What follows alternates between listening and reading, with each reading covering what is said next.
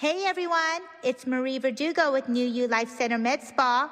Yes, I really do exist. And I want to ask you one question. Are you ready for long summer days and hot summer nights?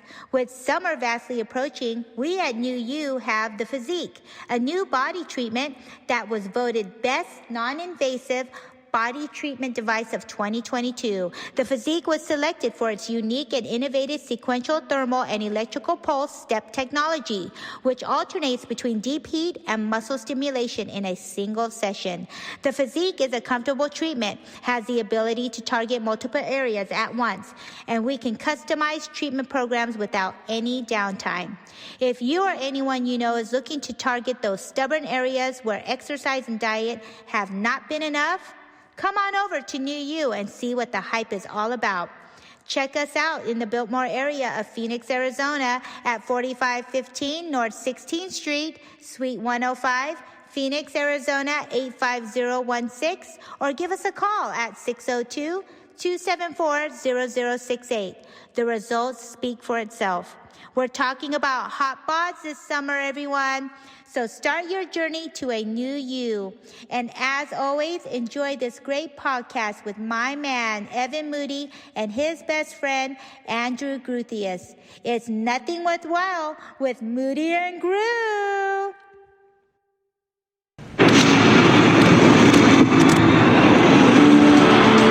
Nothing worthwhile.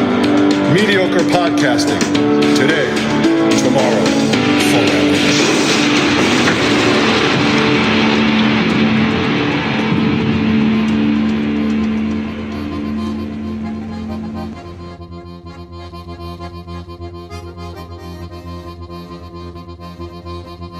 Hello, I'm Jean-Claude Van Damme's mullet. Back in 1993, I was the king of the world at the height of my powers. Now in 2022, not so much. A couple of bald spots and thin wisps of hair. When I'm not being shampooed, conditioned, and trimmed, I'm listening to my favorite podcast. Nothing Worthwhile presents Van Dammit, a podcast about me. Unfortunately, it's hosted by those two douchebags, Moody and Groo. C'est la vie, bitches.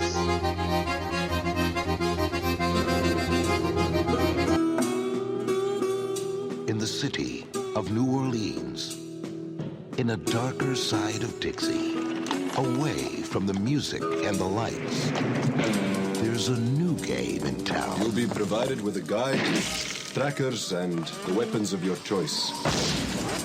I need to file a missing person report. The competitors are deadly. We pride ourselves in hunting only combat veterans, men who have the necessary skills to make our hunts more interesting. And they always win.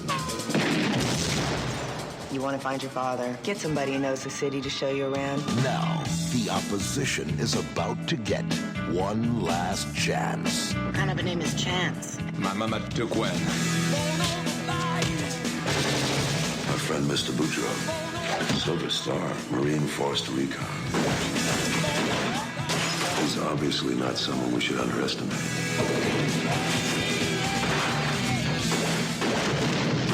He is an annoying little insect. And I want him stepped on hard. We need to get out of here now. Ladies first. What? These men will chase after you. You mad at you for business or pleasure? Both. Look at it this way. You're gonna get to meet Elvis. Give it a rest, pal. Jean-Claude Van Damme is the hard target. You miss me? From internationally acclaimed action director John Woo. How's it feel to be hunted? You tell me. Hard target.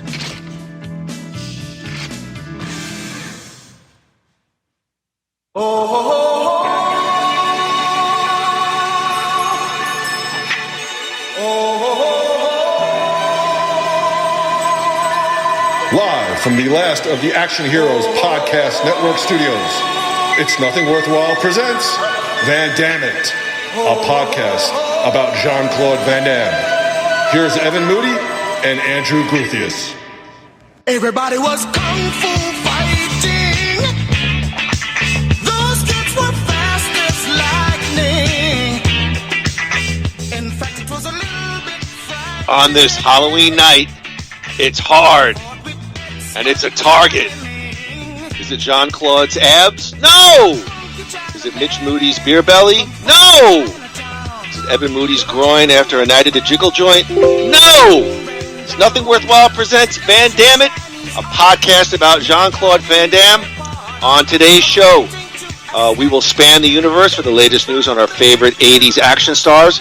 And if that isn't enough, we will return back to our guy, Jean-Claude Van Damme, as Groo and I will reminisce on 1993's Hard Target, directed by one John Woo! Let's bring him in, our resident Van Dammeologist, making his home in Coconut Creek, Florida. Andrew Gruthius, happy Halloween to you, my friend, and how the hell are you? To you as well. I'm very well, thank you. In this evening, it is 9:35 here in Coconut Creek. An unusual time for us to be broadcasting, but nonetheless, always a true pleasure. All is well here. It is a Monday, which, as you know, means... What does it mean? I don't know. All the momentum right out the window. I give him a great talk up. He's got some jokes. He's got. Monday is Monday. Monday is Monday. Yeah, that's all I got for you. That's all I got. Do you have trouble getting out of bed on Mondays? Like, I have a slight bit more anxiety. I have trouble getting out of bed. I have trouble getting into bed. I have trouble doing everything. But yes, Mondays are very difficult. Every day is very difficult, but I think that's where we are. Some things we just accept. Okay, well, hopefully, Andrew, talking about Jean-Claude and 1993 Hard Target will ease that anxiety. I hope so. Make all the blues melt away. I certainly hope so. All right, well, you know what, Andrew and I, we talked briefly. Hard Target is certainly a fascinating, at least for us anyway, a fascinating movie to discuss. So today we're going to get right into it. We'll span the universe a bit later on this podcast. Groo, Hard Target, 1993. American action film directed by Hong Kong film director John Woo in his U.S. debut. The film stars Jean-Claude Van Damme, Yancey Butler, Lance Hendrickson, and Arnold Vosloo. Ruthless businessman hunting homeless men.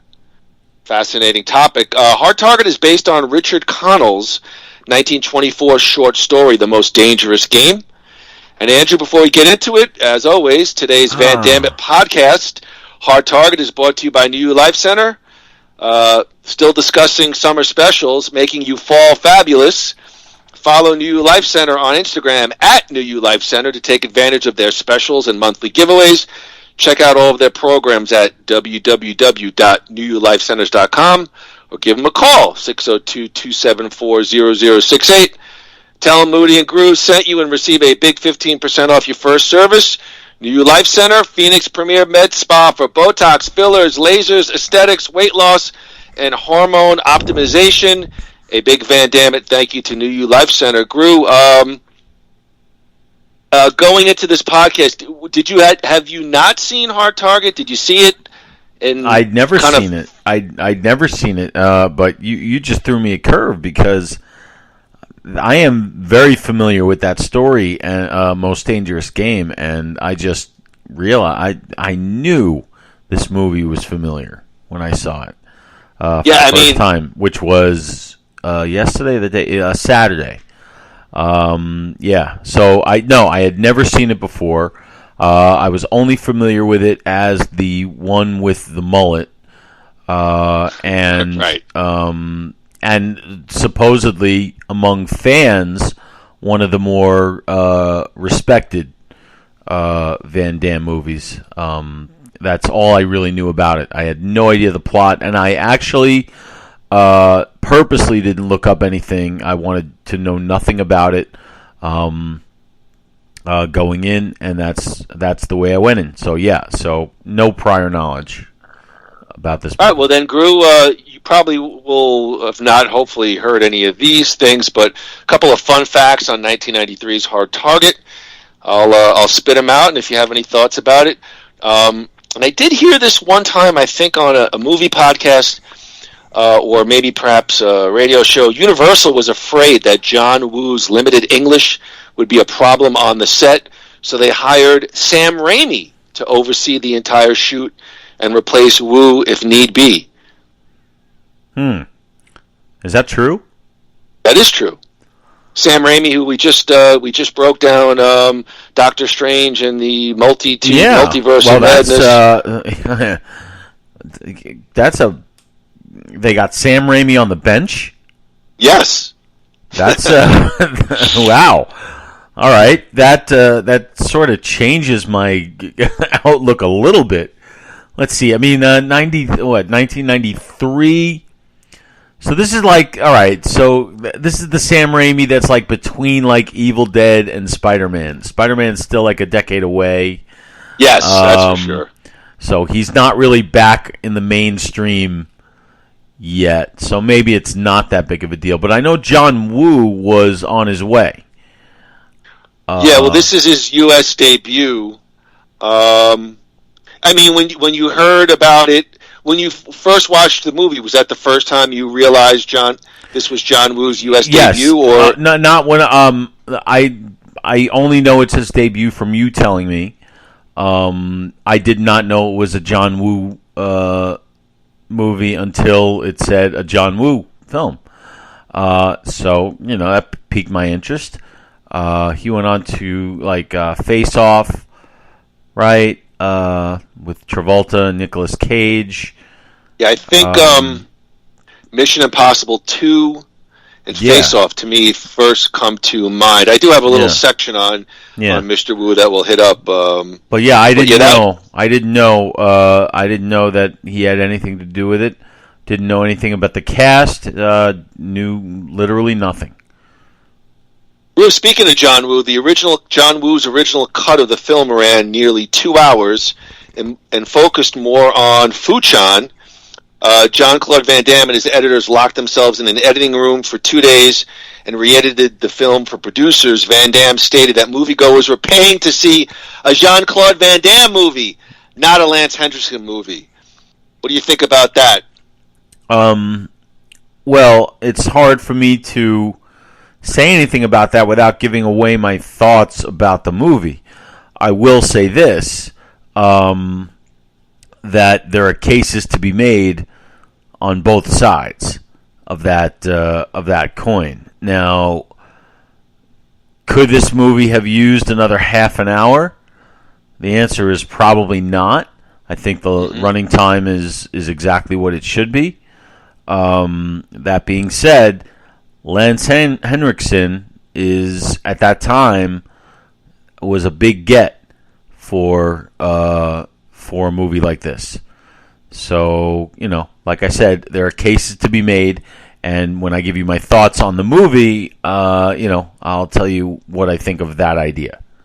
All right, good. So he gave us a good tease. He didn't, because Andy will give his whole review right now, and then we're done after 20 minutes. I think what Andy's saying is I'm growing. I think what Andy's saying is there's good people on both sides. Yes, there's good. That's a joke, Jesus everybody. Christ.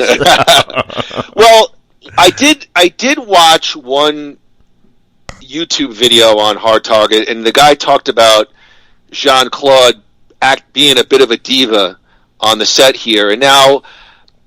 This is like perhaps, again, I don't know if I'm hitting the numbers correctly, his 7th, maybe his 8th movie. I'm not saying all majors. I'm feeling like he's getting into sort of the sweet spot. Like, when you're a pro athlete, you're 28, 29, sort of. He's had a couple of movies under his belt. And when I read this and I heard that perhaps Jean-Claude was a bit of a diva on the set, it kind of didn't surprise me. I feel didn't surprise me at all before watching the movie and during the watching the movie. This is not a cheapie. This is I think it's Universal. if I'm not mistaken. It's a big studio movie. I'll take a gander at the budget later, but they obviously spent a couple of bucks. It's not canon, it's not on that level. It's definitely up there, especially casting wise. At least for the most part. Look, some of the greatest phrase in movie history is, and Wilford Brimley as Grandpa or Uncle, whatever, Duvet. So you got Wilford Brimley, man, one of the great character actors of all time. That is true. So this was not a small thing. He was a big deal, and I remember when this was out, and I remember it was a moderate hit. And he was making, Van Damme was one of the big guys back then. Yeah. That was when Stallone and Schwarzenegger were kind of on the more Stallone than Schwarzenegger, but were kind of on their stock was dropping around that time. I think. You're speaking about Uncle Doovie. It looked like clearly Wilford had not had his oatmeal in quite a while. He looked a little rough around the edges. His diabetes was acting up. Yeah. Kurt Russell was originally sought for the role of Chance Boudreaux, but they could not wait 2 years. I guess Kurt had a commitment, and they went with Jean-Claude, who met with John Woo when he was filming Double Impact in Hong Kong. So, Double Impact, that's one we got to cover, too. All right, we'll skip around. But what do you think about Kurt? I could see Kurt Russell as Chance Boudreaux. Well, again, with the hair. All right. He's got the hair. Okay, I got to tease it again, because if we're doing casting what ifs, go ahead. Yeah, the answer is absolutely. But you could say that for Kurt Russell. You could say that about anything. I mean, he can do. He's an everyman. He can do everything. But I will say, thank God that he did not do this movie. Not that it has anything to do with this movie, except I think the timing works out. I think around this time is when Tombstone came out, and that was to me that's Kurt Russell's opus. So I'm glad that he did that one, but. Insert Kurt Russell in anything like this, and you've got some form of greatness. Kurt Russell is going to go down as one of the true greats. Well, that summer, many critics called Hard Target, quote, the most violent film of the summer. Noted film critic Kevin Thomas, who enjoyed the picture, said the film's violence was no more explicit than the previous big hit of the fall, Under Siege. What do you think about the violence in Hard Target? I felt like it definitely was, though, a bit of a step up. Yes, I disagree with the comparison. The violence in this is much more graphic.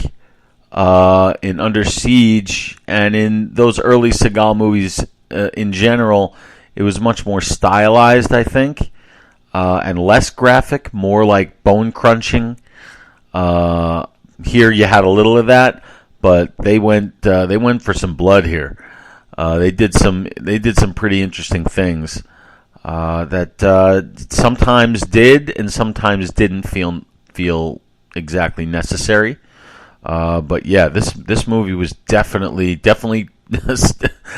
up the violence. Without a doubt, and that was something that took me by surprise when I was watching. Well, yeah. Speaking of violence, the ear cutting scene. Oh yeah. With that fat bastard was included. The poor by guy. Director. For whatever reason, I always sympathize with those kind of guys. Yeah, I love the two suitcases running to the car. You knew he was toast right then and there. It's all special effects because guys like that do not run. We do not run. All right, so I mean we might race walk, but we're not running. Well, the ear cutting scene was included by director John Woo as a friendly homage to Reservoir Dogs, which was 1992. Which included the trademark Woo Mexican standoff. I think the Mexican standoff is a bunch of good guys and bad guys on either side with guns and just guns, bullets flying, debris splashing all over. Yeah, and that was the ending of Reservoir Dogs. Feathers, feathers. Yeah, right. Yeah. Actually, the crew had it was the ending of Face Off too, from what I remember. That was a big schmoz. Yes. The crew had to construct a bulletproof shield to protect the camera, which was named the Woo Woo Choo Choo. Woo Woo Choo Choo. All right, let's move on. Hard Target originally earned an NC-17 rating for violence.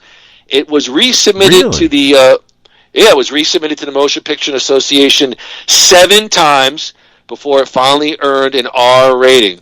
What do you think about that? That's, I mean, it's definitely a hard R, but I've seen, like, this movie is, well, let me ask you, would you compare this? I would say Die Hard is more violent than this. Oh, come on. They blow that guy's head off in Die Hard. The only time the only time I ever got like a slight squeamish and it wasn't really overtly violent was when McClane walks on the floor with the glass and realizes his feet are all sharded up, and you get a pretty graphic shot of his feet with the glass. Yeah. This one had me. I can't say I shrieked at the violence here for Hard Target, but I definitely felt it was a step up for sure. Yeah, but NC-17. I mean, Showgirls wasn't that violent. I was about to say maybe Nancy showed a breast, or I don't know. We got an areola. Or maybe that's the extra half hour that they cut out. I don't know. But and I expected, well, all right. We'll wait for opinions. Well, Groo, you've been on a set. I don't know if this is overtly interesting, but production lasted 74 days for Hard Target.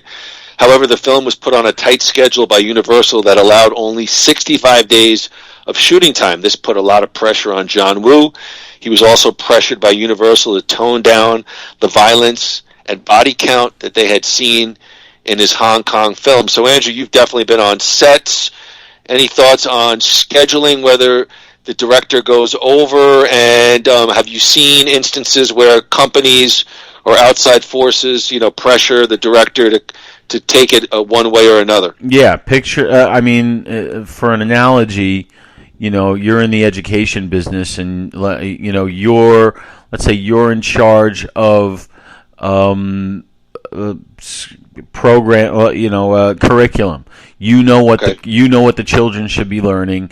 You've been in the classroom. You've done all the research. Okay, so you bring what you need to the higher ups, and they say, okay, well, we can only do about 40% of that because this is the budget that we have. And you're like, we can't educate our children on this budget. There is no physical way to do anything productive with the amount of money that you are providing. So you're going to go and do the absolute best you can, and you're going to spend money that is not there, that's necessary. Educators have to do it all the time, reaching into their pockets to make their jobs either easier or more accessible, and providing what they believe is the right kind of education to kids. Movie directors do the same thing in most cases when they're not part of the production team, meaning producers, meaning the investors. So the director has a vision. The director knows what he wants. The director doesn't think about price. He just says, I need a volcano right over there. And he doesn't care what it costs. He needs something that's going to look, sound, smell, and feel like a volcano in order to make his movie work. And directors and producers are constantly clashing over that. over the director wanting to make his personal best possible movie, as opposed to the producers wanting to make the best possible movie for him to sell. And that's and so they will always clash on that. And definitely a guy like John Woo, who brings his own brand of movie making to America for the first time, is definitely going to have to clash with people who are spending the money. Sorry, long answer to a short question. Andrew Gruthius, NBC News. One to grow, huh? Take it from Andrew, like, you go, hey, well, give us an example on a movie set. He's like, a heart-wrenching, like, in education. I had it like a tissue. I was like, that happened to me last Tuesday. No, but yeah, I could just see like John Woo like screaming in Japanese and Sam Raimi translating. He wants a volcano over there, effer, and make it happen. Yeah, I mean, you know what you need. You know what you need to do the job that you want to do. You don't want. It's your name. It's John Woo. It's going to be a John Woo film. That means that his name is attached to it. So directors feel that they have the right to make it however they feel it needs to be made, and to a most extent, they're right. It's the producers that hire them for their reputation, for the kind of movies that they make, and guess what? You get if you want it, you got to pay for it. So that's so these directors, the good ones like a John Woo or Quentin Tarantino, or these guys, you give them what they say they need. That's a lesson that I learned out there. You give the pros. If the pro says that they need it, you give it to them. Okay. You were talking about John Woo. Chuck Pfarrer, I think, wrote the screenplay, or he was a producer. He had the story take place in New Orleans to give an explanation for Jean-Claude Van Damme's accent. I love crap like that. I love shit like that. Are you kidding me? How's the gumbo, Chance? Oh, it's so crappy. Here's 20 cents. Wait. Let me finish my... All right, go ahead. Yeah. Okay. Fortunately, director John Woo loved the setting of New Orleans, as he wanted to make the movie look like a Western. This Groo was John Woo's English language directorial debut. This also marked the first big Hollywood studio movie to be helmed by an Asian director. I mean, come on, I was not the least surprised that they had it in New Orleans to kind of give clearance to Jean-Claude's still pretty strong accent. Well, the reason I was trying to intercut in, are you telling me that his accent is supposed to be a New Orleans accent? Well, because guess what? So. Listen, I mean, from the get-go, exactly that's some of my commentary about the movie, that it goes out of its way to try in like a Scorsese type way to use the setting as kind of a character. You know what I mean? I can agree. Yeah, so I don't know about Scorsese, but the way that he does, this movie tries to do, and I get it and I see it. It just, the genre doesn't, to me, the kind of movie this doesn't really call for it, unless there's one big thing that makes it sink or swim that I don't want to reveal yet. Yeah. I'm interested to hear. Yeah. Hold it for the final. Yeah. The character Van Cleef was named after actor Lee Van Cleef. He played a sadistic antagonist in The Good, the Bad, and the Ugly. I think it was one of those spaghetti westerns. Yeah. Okay, so we talked about Van Damme. So I guess my final item in terms of this segment was one of the difficulties for director John Woo was dealing with the star power of Jean-Claude Van Damme, who exerted a lot of control over the project, from script approval to filming to final cut. This I have heard even prior to the movie, to this podcast. Van Damme would insist on having one of the cameras focused on his muscles at all times. Wu complied, but never used any of the footage. Van Damme would also delay filming because he was often on a phone negotiating new projects. I heard that as well. Despite the difficulty, Wu did not regret working with Jean-Claude, calling him a, quote, quite interesting guy, and actually preferred the experience of filming in the United States over working in Asia for some years to come. We did talk a little bit about Jean-Claude, but we get it right from the mouth of the director. Jean-Claude Van Damme, comma, diva. Yeah, it makes exact sense. And if you look at the movie, you said you'd heard that stuff. I didn't know anything about this movie, so none of that surprises me. Look at it. I mean, the dude looks like a supermodel, and we're supposed to buy that he's homeless. It's just so you can see. You just said. There's a shot late in the movie where he finally takes the big overcoat off. And he's running in slow motion, and you said that right there. I'm like, well, yeah, there it is, right there. It's like, yes, I agree. So I can totally see that, and that's that was a sign of the times. Stallone was like that. Stallone, you read about Stallone, doing, like the third Rambo or those kind of movies. Like there was a lot of vanity there. So these guys were like that. I don't dispute that. I don't doubt that at all. Makes perfect sense.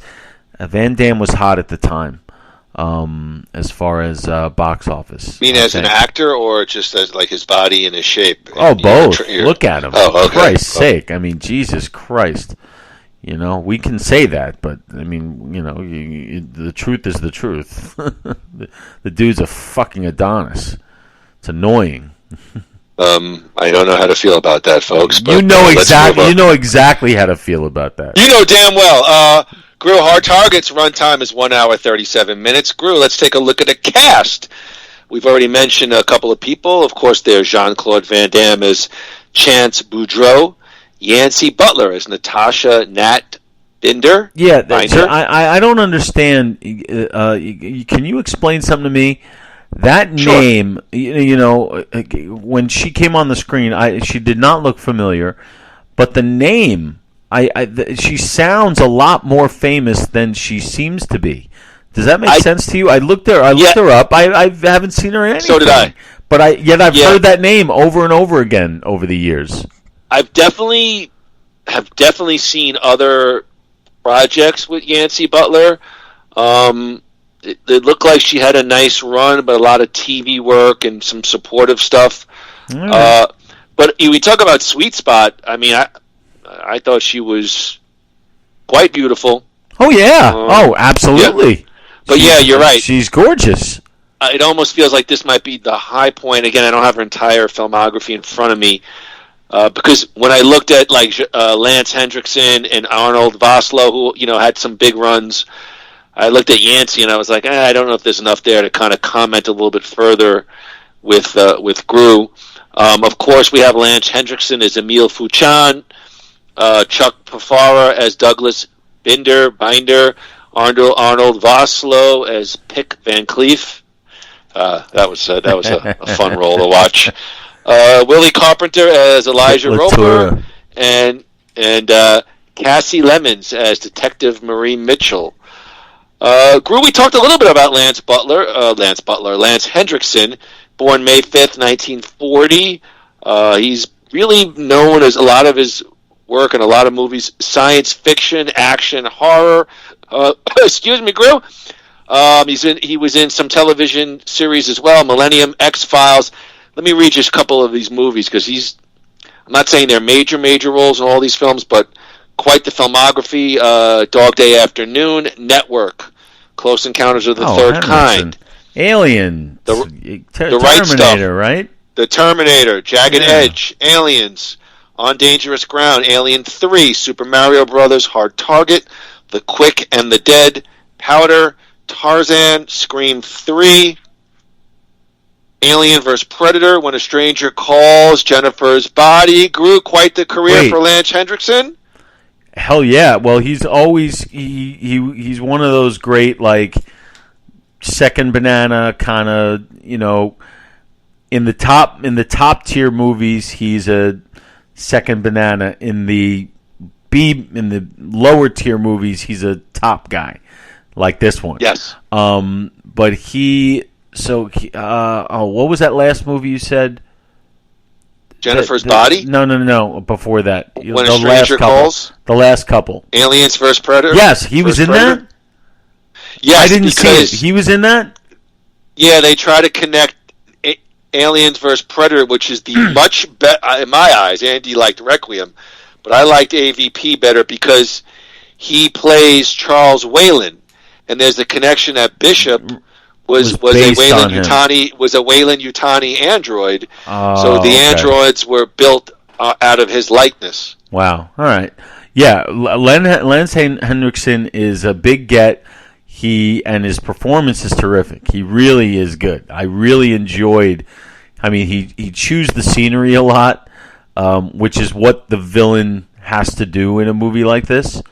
And he's really good at it. And I think that I would say, as far as like, is this his only main villain role that he's had? Has he had a role that he was like the main bad guy or the main or one of the main leads? And you know, he's usually lower. That's a good question. I know he had an interesting role. He was like the hero cop in a horror movie about a guy who he was a cop. He put him away, and he was electrocuted. Oh, Shocker! No, it was the other one. It was the same story. The horror show it was called, where the guy comes back to life. Yeah. But Henriksen is he's still around, isn't he? Yeah, I think he's getting a bit older. It looks like after 2009, the filmography slows down. I think he's done some voice acting work on animation. Grew any familiarity with Arnold Vosloo? No, you're telling me that you are. He was really good. I really enjoyed him. He and Lance Henriksen make a really good tandem here. I really enjoyed, but he did not seem familiar to me. Yeah, I knew him from Imhotep from the first, I think, 2 Mummy films. Brendan Fraser, he plays. I didn't see those movies. And then I think at the time they were kind of like straight to cable, but he did Darkman 2 and Darkman 3. I think he took over for Liam Neeson.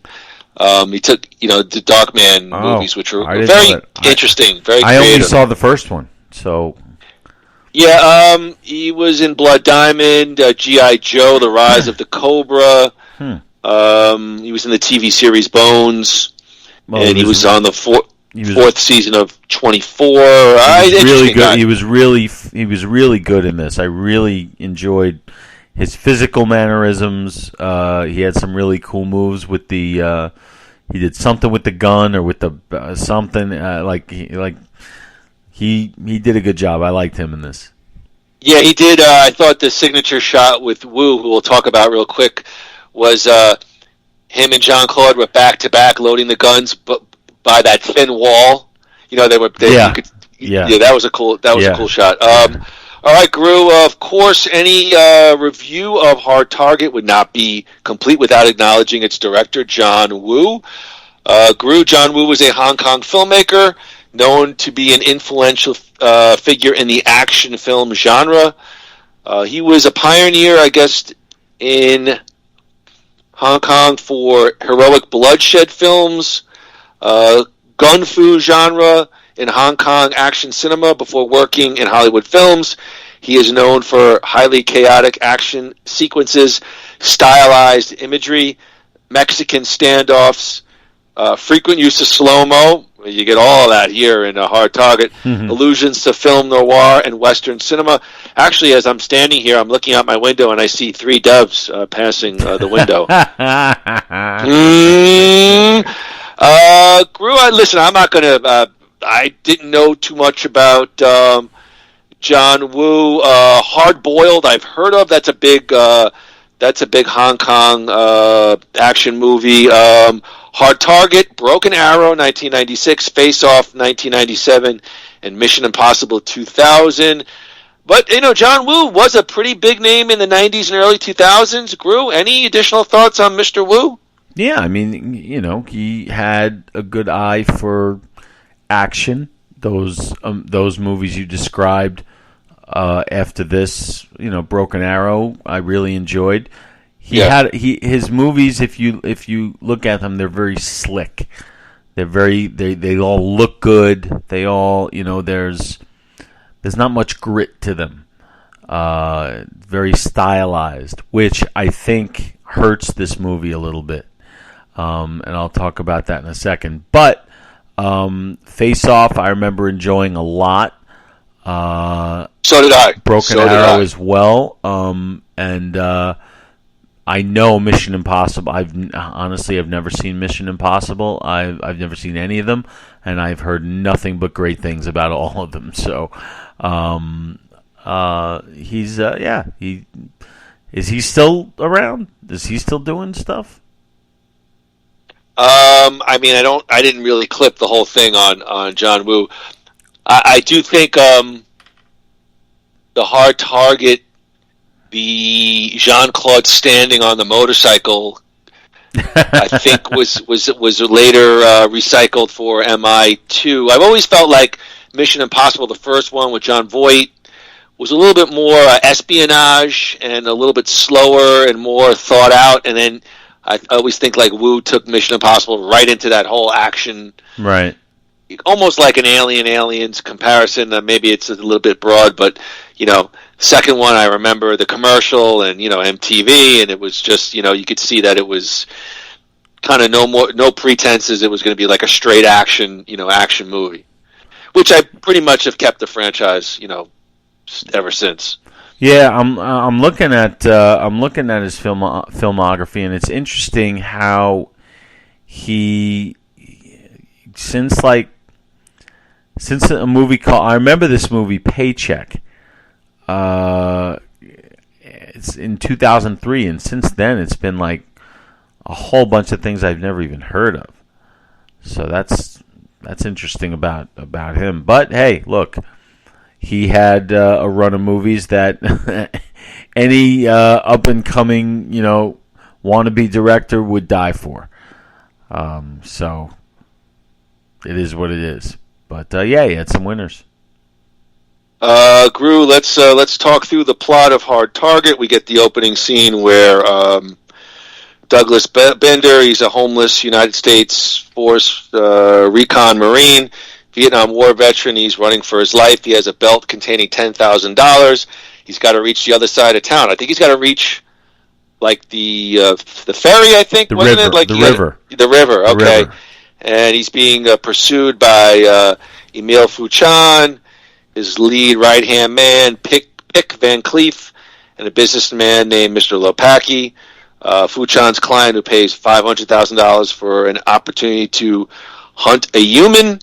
And, of course, Binder fails to reach his destination. He's killed by 3 crossbow bolts, and Van Cleef retrieves the money belt. We see later on Binder's estranged daughter, Natasha. She is in New Orleans searching for her father. She's attacked by a group of muggers, and she's saved by a homeless man with exceptional martial arts skill named Chance Boudreaux, a former Marine himself. Boudreaux is initially hesitant to involve himself in her mission to find her dad, but his union dues are in arrears. I guess he's like an offshoreman, like he goes on a boat and he can't get on the boat because he hasn't paid off his dues. All right, so we'll take a little break. What'd you think of $217? Yeah, what'd you think of the early setup of the film? Well, right away, immediately, okay? Go ahead. They are hitting you in the face with the New Orleans thing. And like they're taking great pains to show that we're in New Orleans, that New Orleans is going to factor into whatever else is happening around here. The premise, the setup is excellent. And I remember, because The Most Dangerous Game, I remember being a fascinating short story to me when I was in high school. And there are so many different variations. And I remember when I was watching this the other day, like trying to remember where I knew this from. These rich tycoons, they pay this guy to hunt down. Killing is supposed to be a rush in this, in this thing. So that premise is really promising. And unfortunately, it all falls apart. Well, see, it's a good setup. It's a good setup. I love when this podcast goes right off the rails. It's a good setup. Interesting setup. Until they start painting by the numbers, which is pretty much after the opening credits. All right, good night, everybody. Yeah, no. They introduced the long lost daughter. Now it's like, okay, it's like cliches abound. You got the one guy who knows more than anybody else for whatever reason. You mean the seedy recruiter Poe? No, not Poe. Randall Poe. Not Poe. Who's their token black guy? Who of course gets killed. Elijah. Well, yeah. I mean, do we want to end the podcast? No. I say to him, he's like Chris Farley. Like, all right, save it for the end. And he's like, okay, great opening scene. I hated the film. All right, let me ask you a question. I'm not saying I hated it. I'm criticizing it as we go. So it's a good setup because we got as far as what? What's the last thing you said? Well, we see the daughter. She gets, of course, confronted by bad guys. So when the setup is excellent, once it gets into its formula, its plot is a little too formulaic for me so far. So I was a little let down going into that. However, now I was because all right. So here's how I felt. Opening. When I saw John Woo, when I saw the quality of the talent involved and the story, the setup, I was like, this is going to be a super above average, more than, a better than average Van Damme movie. I was like really excited about that. Then when we dropped into the formulaic plot, I was like, okay, it's going to be not much different than the other ones we've seen. And that might be fine. That might not be fine. We've seen good ones. We've seen bad ones. So that's how I felt at this point. Yeah, like Groo was like, as I was, like really excited for the start of the movie. Then 20 minutes in, he was like, "Oh, I wonder if look, spoilers for Raw." no DQ.com on his phone. He's like, all right, well, I'm going to try to save my overall thoughts, but I understand where Andy is going. Well, I didn't say that I didn't like it yet. I just said it started out differently, and I was a little let down early on because it started more promisingly than I had hoped. It started very promisingly, and it sort of sunk into the usual Van Damme stuff, which could be good. We've seen good ones, so we'll find out. Well, we know that Natasha discovers that her dad distributed flyers for a seedy... Nat. They call her Nat. For a seedy recruiter named Randall Poe. Cue fat guy with unshaven face, stains on wife-beater T-shirt.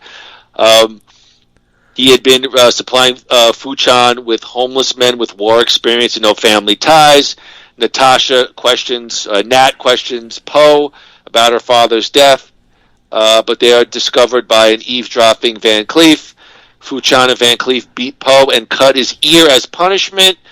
And then, of course, they get New Orleans police detective Mary Mae Mitchell, of course, because she says, things work awfully slow around here.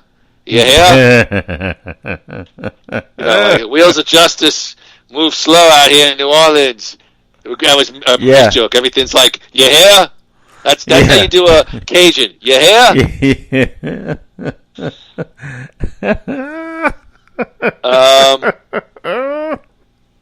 Then, of course, Chance Boudreaux goes on his own investigation.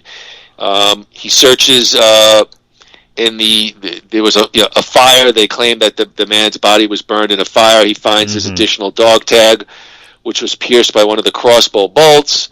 Van Cleef's henchmen suddenly ambush Boudreaux and beat him unconscious to scare him and Natasha. He recovers. He goes back to Officer Mitchell with the dog tag as evidence that Binder was murdered. With the investigation getting closer, Van Cleef and Fuchan decide to relocate their hunting business and begin to eliminate loose ends. The medical examiner apparently was in the bag with Fuchan and Van Cleef. He's executed along with Poe. Then they recruit Boudreaux's friend, Elijah Roper, who we've seen earlier in the movie. Elijah. God damn it. I mean, does it get more stereotypical than that? Seriously. Yeah. Did you feel that this movie was? I mean, that was kind of the least of my criticism. Like the tropiness of it. If anything, I thought it dialed it down a little bit. I thought, if anything, the scene where like they're at the homeless encampment and it's like, I don't know, so all this overwhelming filth and squalor, and yet Elijah looked pretty clean and ready to go.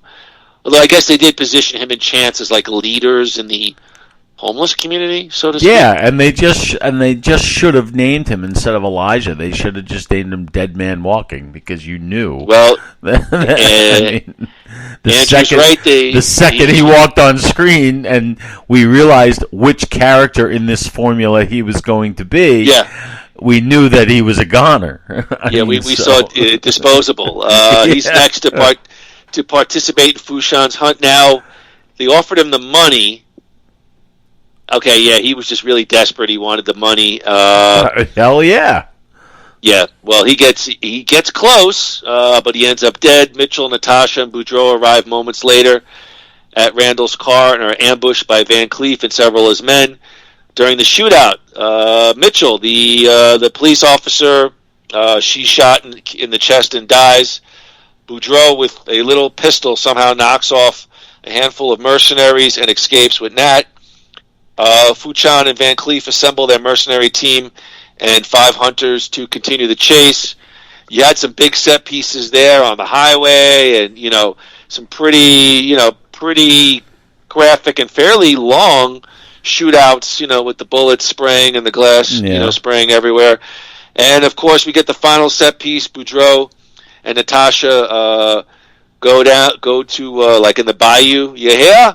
Uncle Clarence Duvet. You hear? House. Of course, he's deep in the bayou. Of course, he's wearing overalls and he's making whiskey, moonshine. Yeah, moonshine. Right, even better. And Chance says, "Uncle, I need your help." Of course, Uncle looks like he's a 50-year drunk. Is a pretty handy hunter himself, and they lead the guys to a Mardi Gras graveyard. And again, I think that's if you do take a step back, that's where John Woo's imagery, like, it did kind of give you a pretty weird stylistic kind of final set piece, being in like a Mardi Gras warehouse with all these all these imagery, floats, statues. They kill off Fuchan's men one by one. Of course, Van Cleef, he's finally gunned down, and that leaves Fuchan and Boudreaux. And we have a series of back and forth, and of course Van Damme. I think he puts the grenade down his pants and he tries to dismantle it, and out of time, Stolen and gets right out of incinerated. Tango and Cash. And it turns out that Uncle Doovie is still alive, as the arrow. Of course he is. You can't kill Grandpa. Only hit his liquor flask, and Boudreaux, Nat, and Doovie make their way out of the warehouse. End credits song. The end. Born on the Bayou. All right, Groo. I know you're chomping at the bit. You here to give your final review. However, first, in your wheelhouse, you've done a great job. Want to give a gander to the production budget for 1993 Hard Target. Production budget was, I am going to say, they spent some money. They got some popular songs around the time. $22 million. My boy's good. I have $19.5 million. All right. A little off. A little over.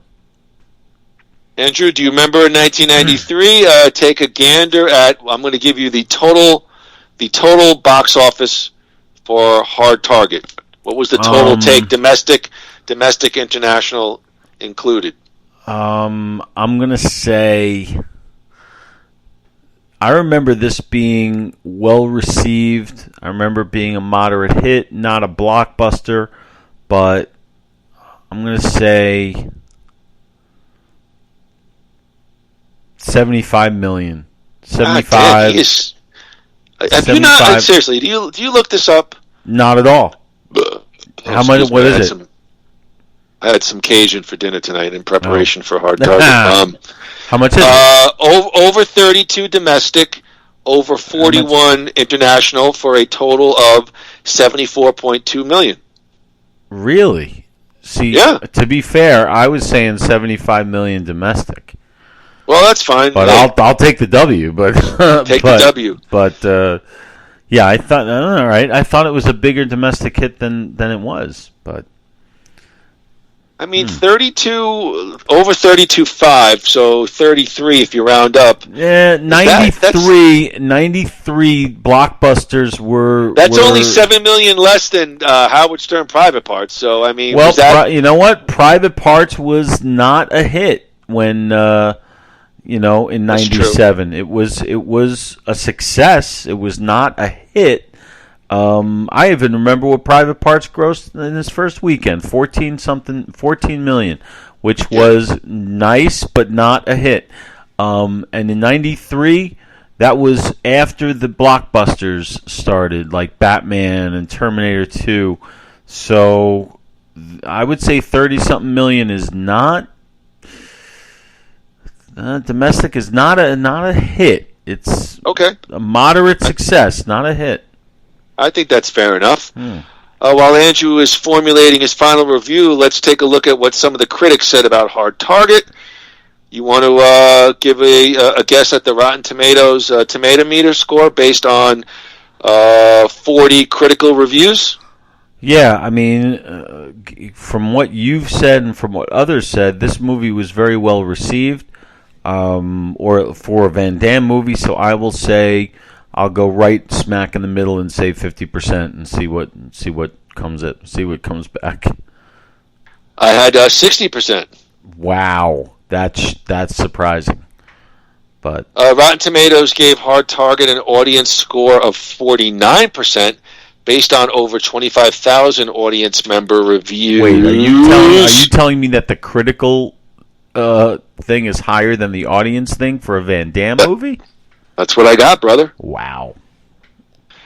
All right, let's give Andrew a couple of quick quotes on Hard Target. Dwayne Burge from The Hollywood Reporter. The combo is an incendiary mix.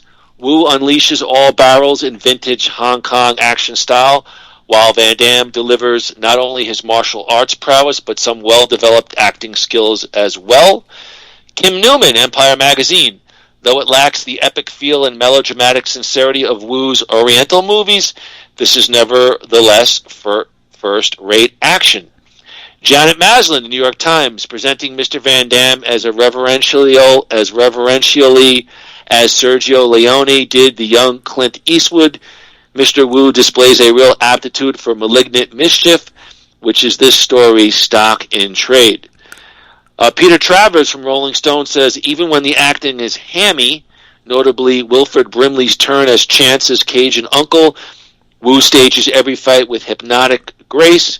And finally, Desson Thompson from the Washington Post, essentially Hard Target is a risk-adverse Van Damme vehicle, steered by many hands and set on tracks leading directly to the to the delivery entrances of this country's video stores. So I guess Mr. Thompson, not too much a fan. Andrew Griffiths, your time is now. Give us the definitive Van Damme word on Hard Target on a scale of 0 to 4 crossbows. Groo, line up your shot and tell us what we need to know about Hard Target. All right, so look at him. You got to see the visual. He's like kicking back in his chair. He's got like a pen cap he's chewing on. He's like, all right, everybody. All right, here we go. All right, so all right, a lot about this movie works. The setting, the story, most of the acting, with two great exceptions. And unfortunately, the two great exceptions in the acting department are what kills the movie. Yancey Butler and Jean-Claude Van Damme are completely out of place in this movie. You put a Kurt Russell in that part, and this movie's a big hit. Because he will bring out the grit and the style that is needed for what they're trying to do. What you're saying about Van Damme being like a diva kind of, and making sure like all these shots and whatever, and shifting the focus off of the villain onto him makes perfect sense. That's what sinks the movie, his vanity. Okay, you take that out of it. See, I was picturing other people in this role. Kurt Russell wasn't one of them, but now that you said that, I think he would have been great. I was picturing, like, believe it or not, I was picturing like a Steven Seagal, early 90s, Under Siege Steven Seagal in that. But listen, you're asking me to buy Jean-Claude Van Damme in the state that he's in as a homeless vet. Give me a fucking break. All right? He is an Adonis. He's handsome. He's got more mousse in his hair than than in Walgreens.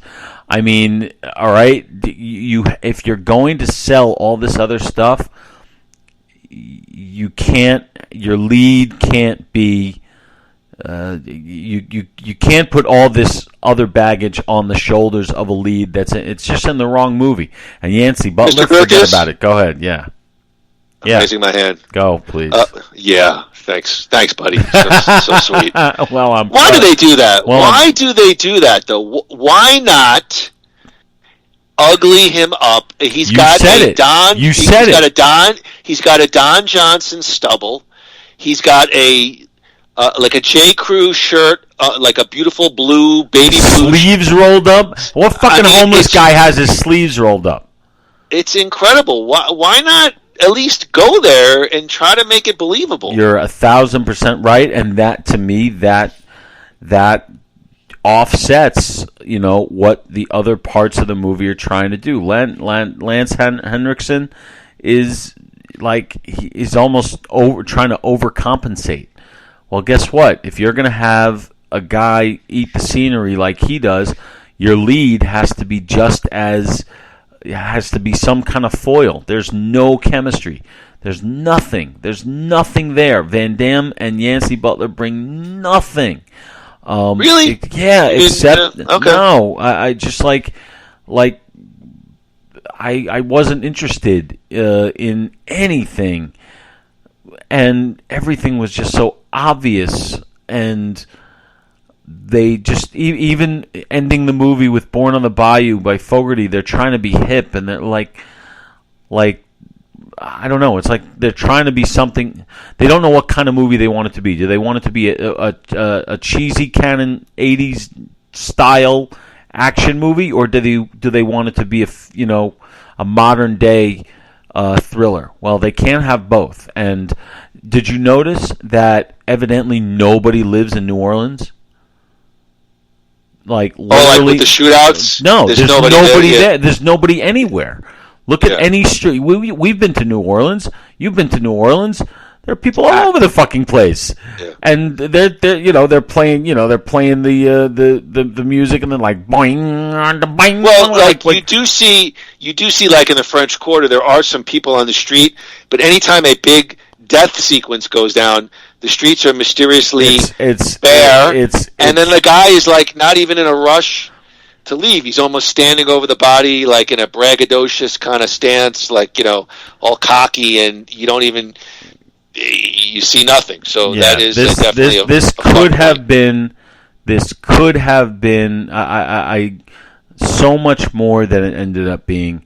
I could imagine that people wanted to do this script because it is a decent story, just very poorly executed. I'm giving it, what is it? 0 to 4 crossbows. All right, I'm giving it 1 crossbow. Wow! I'm giving it 1 crossbow because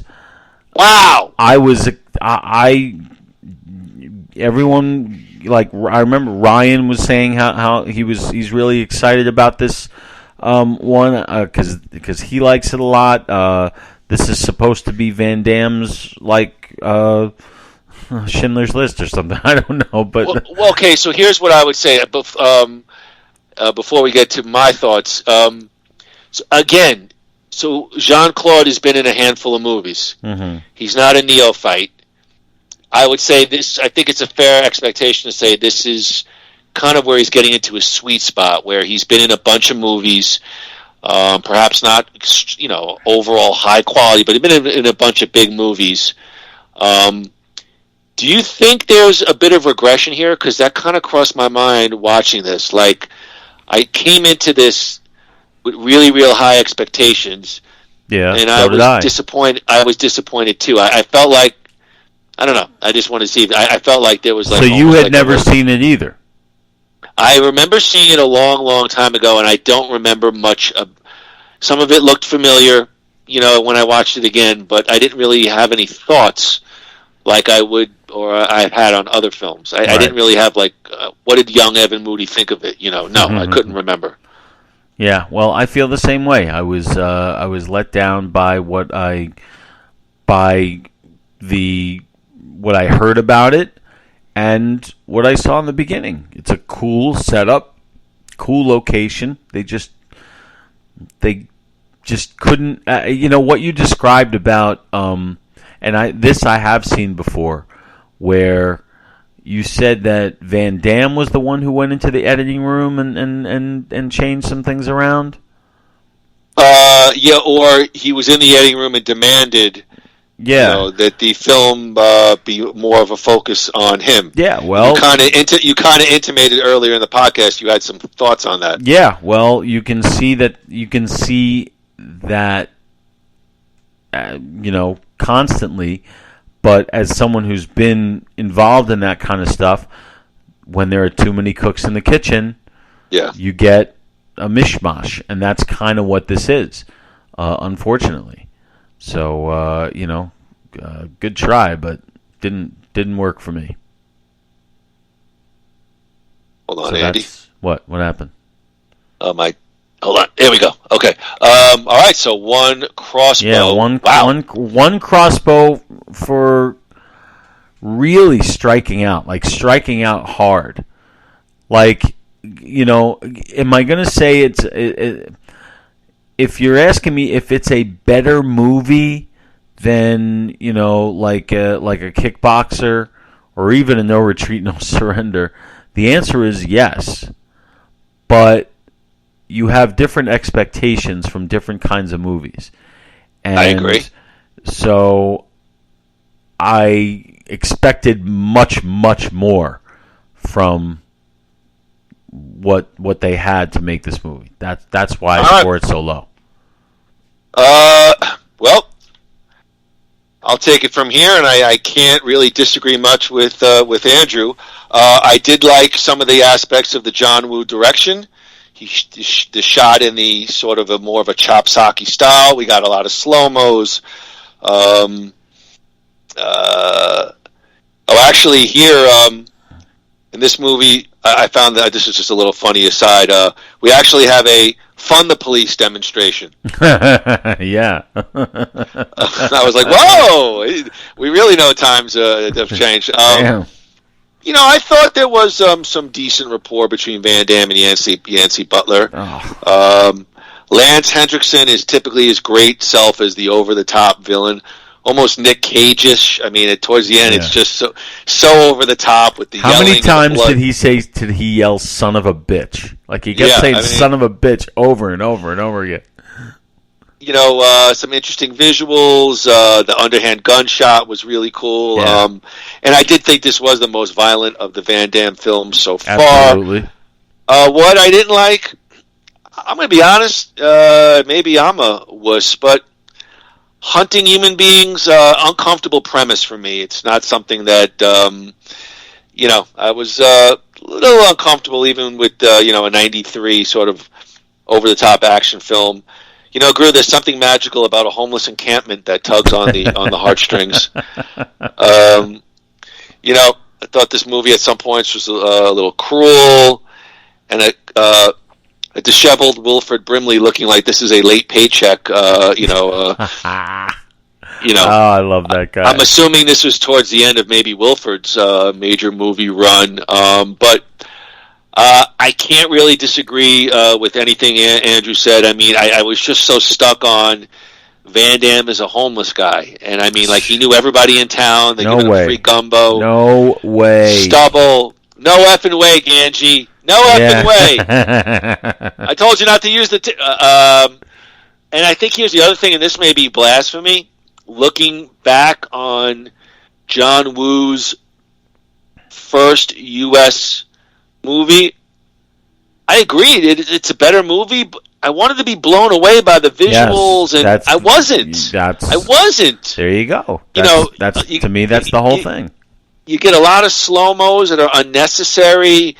The three doves, and again, at the time, maybe it was like so cool because he's first opening into the American market, but I think it's trying to be something that it's not.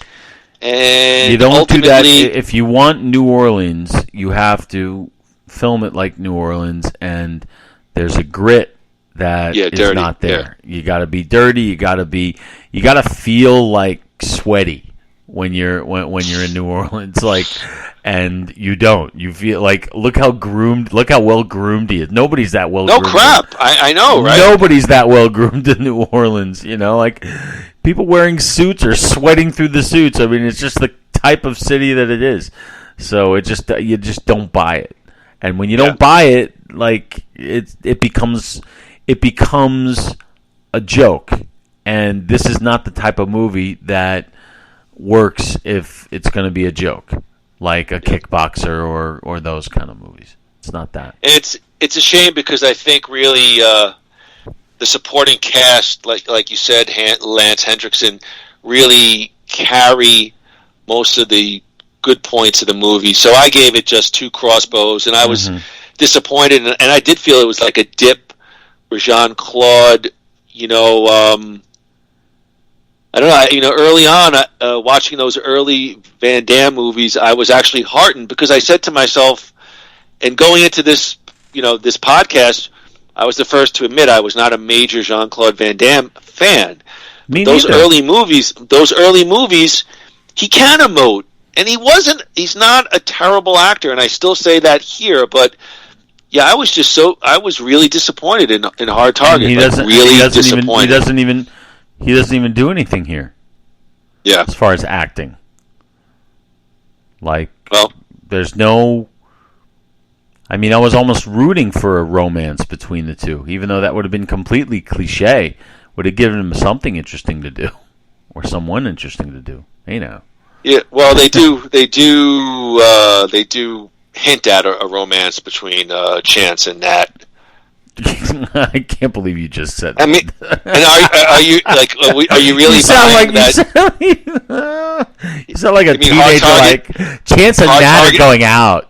Yeah, Hard Target 2 with Chance and Nat. Yeah, there is a Hard Target 2. Yeah, I have no idea. I don't know anything about it, but yeah. Well, all right. Listen, disappointed. Hopefully, better things are ahead for Jean-Claude. Groo, you want to get to our final segment? Yeah. What's our next Van Dammit? Do we know? Well, don't we say it at the end of the show? Oh yeah. Okay. Yeah. Okay. I forgot. What? All right, let's move on. Groo, before we drift out of here, let's check out the latest news on our favorite 80s era action stars. It's time for Van Dammit, Spanning the Universe. Van Dammit, Spanning the Universe. Groo, Spanning the Universe is brought to you by New Life Center. Begin a new you. Check out all of their medical weight loss programs at www.newlifecenters.com. Give them a call, 602-274-0068. Tell them Moody Groo sent you and receive a big 15% off your first service. New Life Center, we are in this journey together. Groo, have you said you've not seen Jean-Claude in Time Cop? Are you going on record as saying you've never seen Time Cop? I've never seen Time Cop. Okay. I don't know what you think about this little ditty, but courtesy of GiantFreakinRobot.com. Wow, I'm really digging for items, but I actually read their stuff. Yeah. I do. Time Cop to some people may be considered Jean-Claude's best movie. We'll debate that sometime later in the podcast. Okay. I am so sorry. What? Jean-Claude's best movie, becoming a television series as Kickboxer, is now being turned into a potential TV series. It appears that a series is being developed based on one of Jean-Claude's best movies, Kickboxer, and the showrunner tapped to lead the series through the development process has ties to the Fast and Furious film franchise. According to a report by Deadline, Jean-Claude Van Damme's Kickboxer franchise will be turned into a new television series entitled Operation Kickboxer, with Gary Scott Thompson of the Fast and the Furious fame leading the show. The original Kickboxer movie debuted in the theaters 1989 and helped propel Jean-Claude into a megawatt action star. The original Kickboxer film spawned 7 sequels, although Van Damme did not appear as his character Kurt Sloan in many of the official sequels, only co-starring in 3 of them. The new series will be produced by Todd Garner of Mortal Kombat fame. Well, of course, Todd Garner. Yeah, well. With production hopefully starting on Operation Kickboxer sometime in 2023. It will be interesting to see if Jean-Claude appears in this new adaptation or not. The show is confirmed to be keeping in line with the martial arts theme, but incorporating espionage into the mix, where viewers will discover Kurt Sloan's brother has been cemented into a global conspiracy. Jean-Claude's last big acting job was a voice actor in the animated movie Minions: The Rise of Gru. Hey. Groo, what is your thought on Kickboxer as a potential TV series? Well, first of all, I mean, we weren't. Did you see any Kickboxer after the first one? I didn't. I have seen bits of clips, but no, I've not watched another one straight through. I don't know why people would be interested in a TV series. However, if you're going to connect it back to like the Sloan brothers, yeah, that was an interesting dynamic in Kickboxer. Why are you laughing? I'm just picturing the 2 brothers on the gondola. Yeah. Like Jean-Claude's wearing a shirt like he almost has breasts, and the other guy's wearing like that real tight shirt, real tight shorts. Yeah. They looked like brothers, way too comfortable, sitting way too close to each other. If they and don't laugh, but if they take a Cobra Kai attitude towards it, meaning they know what it is and what it isn't. And they take it seriously, but not too seriously.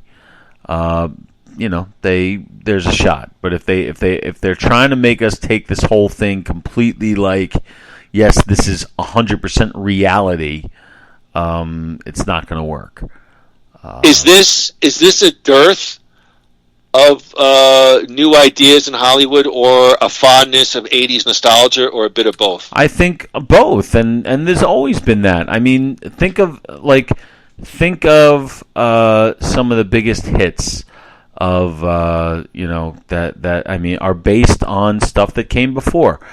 Batman, okay, Batman has been around for 100 years. All the Marvel stuff these people didn't invent that. Stan Lee invented that decades ago. So everything comes from somewhere. Ideas are always recycled. So there's absolutely nothing wrong with giving an old idea a new spin. So I'm all excuse me, just burped. But I'm all for it. There's no reason. I mean, yes, new ideas are great, but the old ideas, some just never get old. And like certain stories will never get old. The Rocky story will never get old. That kind of movie. So yeah, keep giving it a shot, because every now and then you get a real winner. So why not? Okay. All right, why not? Yeah. Okay. I mean, is Van Damme involved in this thing? I don't. The article says that it'll be interesting to see if he is. Well, if he is, then that's at least a ticket into the door for me. Okay. If he's not, then I don't see why I'd be interested. But we'll see. I feel like if it's not Jean-Claude, it's Scott Adkins. Or, oh God, who's the guy? There's a guy that takes everybody's place. He's in. He's like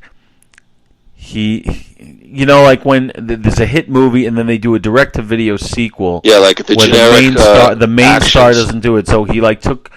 There was a sequel to Black Hawk Down or something, and the original guy wasn't in it, so it was this guy, and he did it for something else. Maybe it was Slapshot or something. No, that was Stephen Baldwin, but yeah, that's you don't. When you recast them, it's like saying, all right, this movie's going to suck. You know what I mean? Yes. Groo, courtesy of TheGuardian.com, are you aware that Sly Stallone's First Blood is now 40 years old? I was aware of that because I saw a couple of stories about it. Yeah, 40 years old. Came out in 1982, I believe. That would be 40. Well, I have I tried to clip it, but it's way too long. But I'll just read you a final stanza on this author's take from TheGuardian.com and let you wax poetic on First Blood. As it was an early volley into the 80s action arms race, First Blood set a standard that many films followed, but only a handful were able to match. The gorgeous natural backdrop, with British Columbia serving as a majestically overcast Washington, has enough wilderness for Rambo to reacquaint himself with jungle warfare. The essential point of First Blood, after violence for its own rousing sake, of course, is that Rambo may be back in America, but this place doesn't feel like home. He's a drifter in more than the literal sense. The film does build up to a famous "nothing is over" monologue where Rambo's anguish comes tumbling out as he becomes the mouthpiece for Vietnam veterans who felt disrespected and forgotten at home. First Blood spoke to a lingering national aggrievement about Vietnam while offering a satisfying, bloody catharsis. It remains a superior piece of action craft, where one man fighting an entire town was an old Western trope that Stallone slyly updated with high-capacity magazines and gas station explosions. The formula still worked. Grew 40 years later. How do you feel about First Blood? I love it just as much. That's one of those that I can watch at any point. It really is a great movie. It's in my top 10 of all time. That's on one of the podcasts we've done. I think we can go look that up. But I will always love First Blood as exactly what you said, like an entry into like the 80s action, almost anti-hero kind of realm. but I do love what it gave birth to. But in and of itself, it really does tell an interesting story. It's really outside of Rocky, I would say it's Stallone's best single performance, in my opinion. As in really in the first Rambo, yeah, I think he's really, really, really good. Dennehy is just as always, and it's filled with a lot of excitement and action, and I like how they were not afraid to make him into kind of the villain. Even though he wasn't, you rooted for him. To see Sylvester Stallone, the 80s hero, walking out and ending the movie with him in handcuffs going to jail, that's kind of ballsy at that time. So it's an absolute classic, always will be.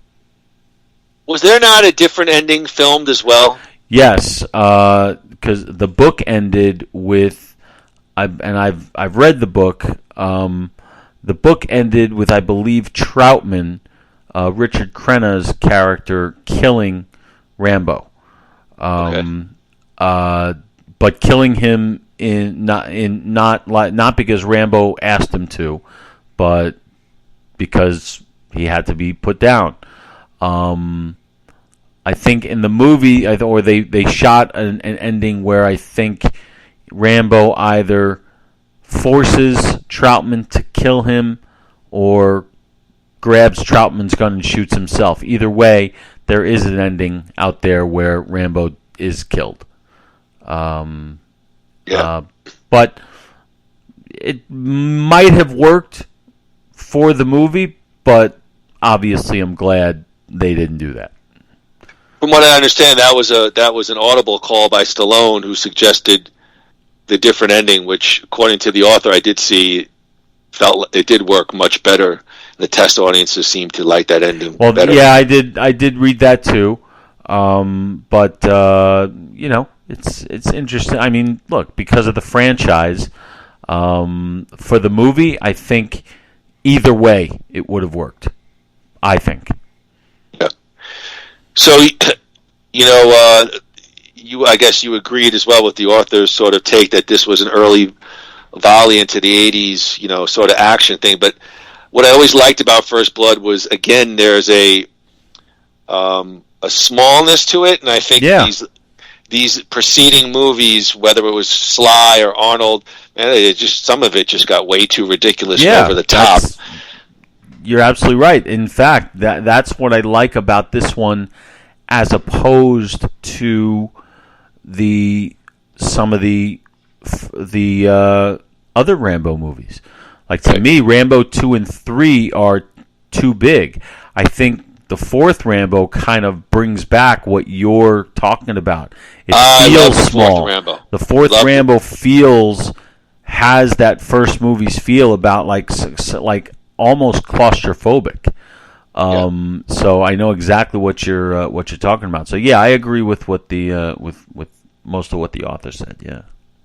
All right. Courtesy of EssentiallySports.com, Groo, Arnold Schwarzenegger and Sly Stallone met in 1977 at that year's Golden Globe Awards.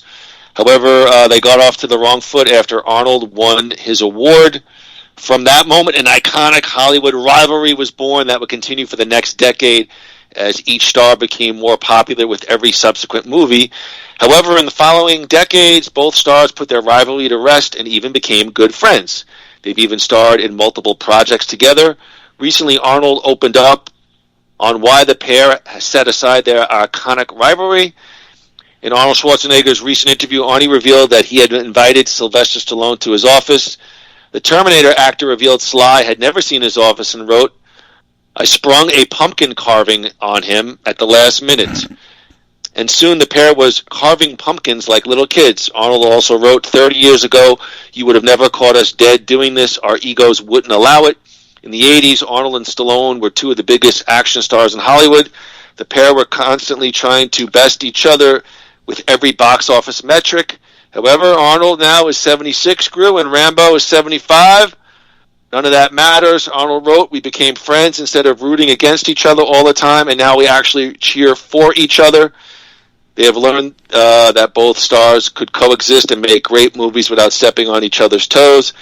It took Sly and I a few decades to figure out we could both succeed and be friends. Grew a new budding friendship, Sly and the Terminator.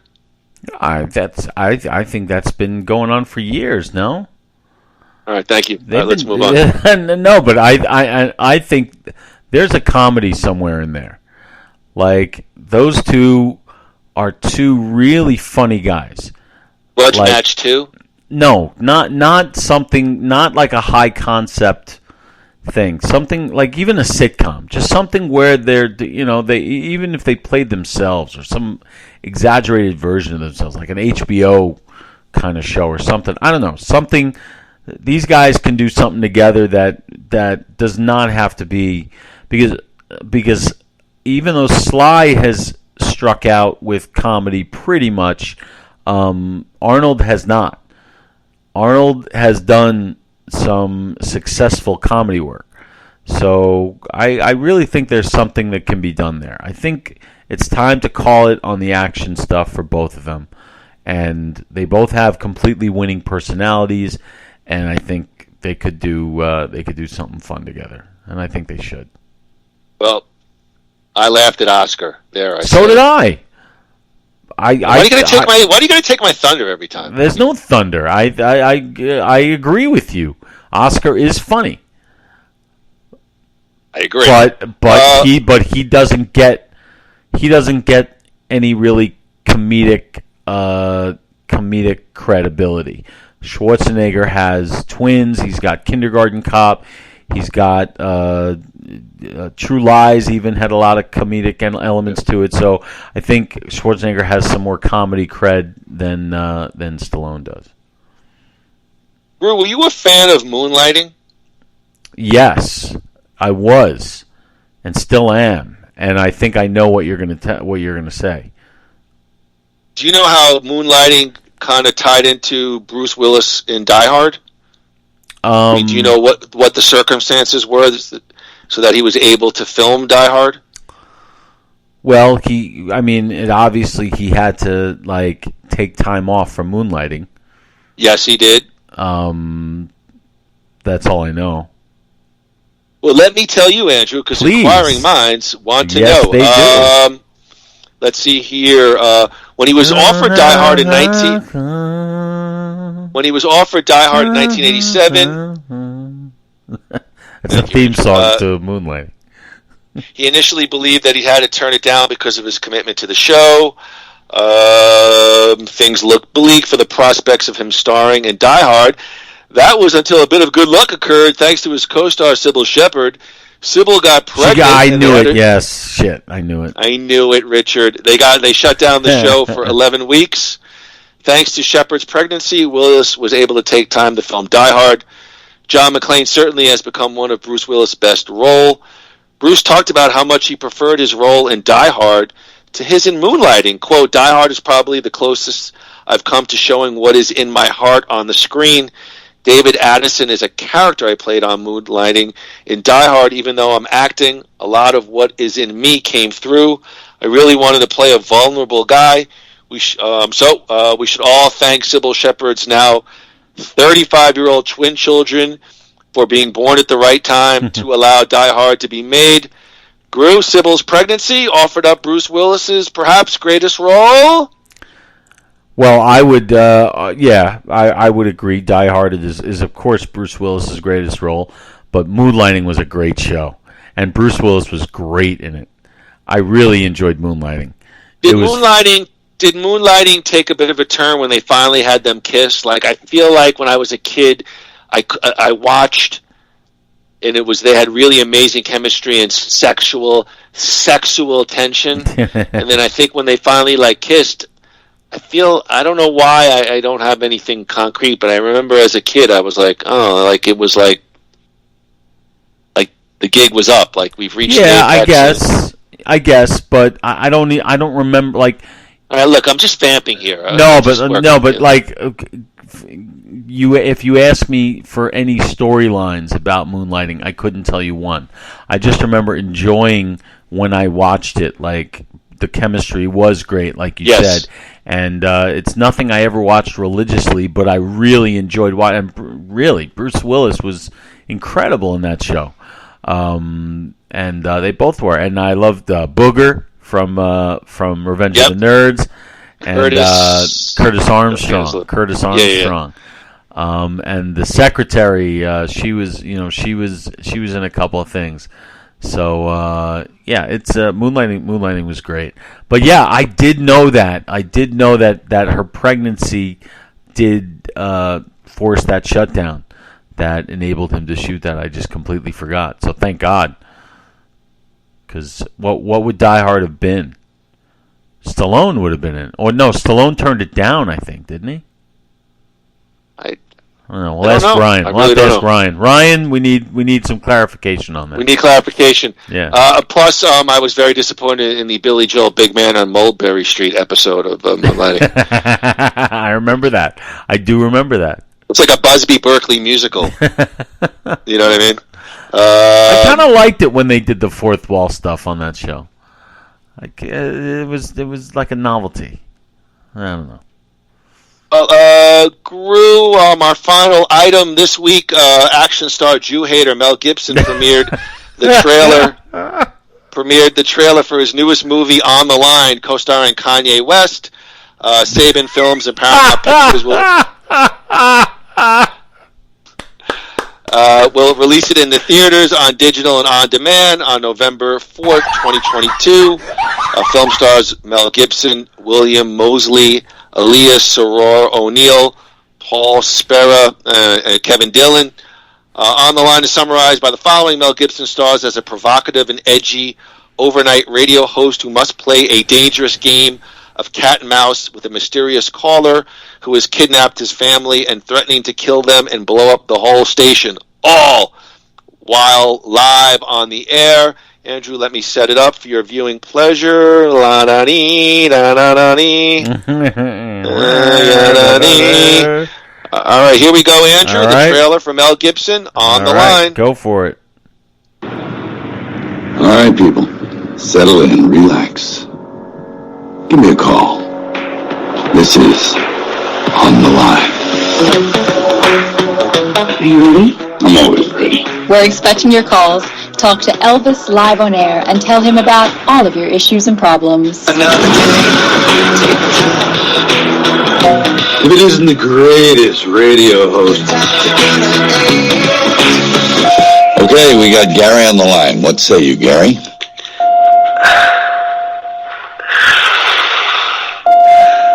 Gary, you with us? I'm gonna do something really screwed up tonight. You at home? No. Does the home belong to someone you know? No.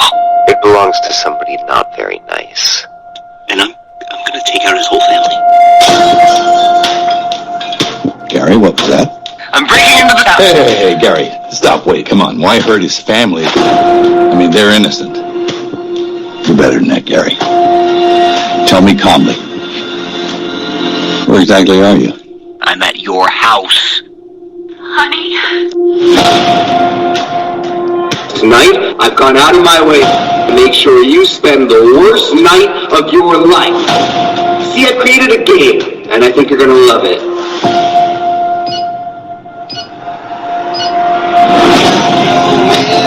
This can still end well.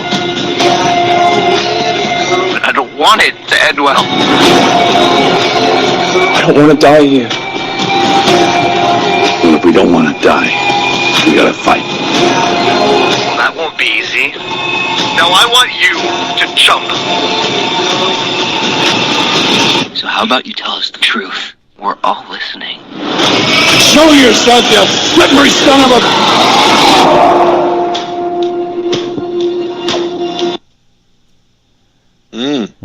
Groo? What do you think? Well, I saw that coming attraction a few days ago. That looks like a good movie. It's definitely an interesting premise. So I have to ask you a question. Go ahead. Now, yes, Mel Gibson is an anti-Semitic At this point, I'm just being kind of funny. I mean, it happened so long ago. I'm just kind of goofing. Okay. But go ahead with your thought. All right. So what's the question? If I am I okay? Am I allowed to see a Mel Gibson movie? Sure. I mean, because if you ask me, if I hear a Kanye West song, I'm gonna want it off. Does that make me a hypocrite? I mean, maybe one's more fresh than the other. I'm not going to get into that. I prefer to stick to the movie. See, the movie to me actually is a very silly premise, but it looked like they're playing it for real, playing it seriously, so to speak, and therefore I could be interested in that movie. Yeah, they give away. I think it's they a give premise away. we've seen a billion times. Killer. Got 40 minutes, figure out where they are. Little clues, and so we've seen that premise before. But it did look. I'll admit, the trailer did look silly premise. Yeah, they give away a little too much. Like, it would have been interesting to the fact that the guy's in the guy's house. Maybe that would have been something worth saving for the for the movie. Well, I think that it moves to the radio station, because if you watch the trailer, no, but I mean, they give it away. They. Oh, okay. Like he says, "I'm in your house." Like you and me, we both did the same thing. Like, even though we both knew exactly what was going to happen, but yeah, it looks good. And if there was. Mel Gibson is mostly, is doing all these, video on demand movies that some of which are supposed to be bad and some of which are supposed to be good. And one of them I actually watched, and it was really good. It was called Fat Man. He plays like an offbeat Santa Claus, like a violent Santa Claus. Might be right up his alley. But look, I mean, I just got to say it. If you do another Lethal Weapon, I'll be first in line. I'm sorry. Yeah, come on. You don't think the freshness? It's just, of course not. Seal is expired. Of course it has. Okay, but that doesn't mean I won't be there. It's just some things to me are timeless, and that's a franchise that to me has always endeared. I just. Diminished returns. Maybe as a lot do. Yeah, but I would even more lethal. What do we want? 80-year-old Danny Glover. Hey, well, he's got to be at least 70, 74, 75 at this point. Yeah. So, how old's Mel? Mel's got to be mid-60s, I would say. He's a little bit younger than Stallone and Sly and those guys, but not much.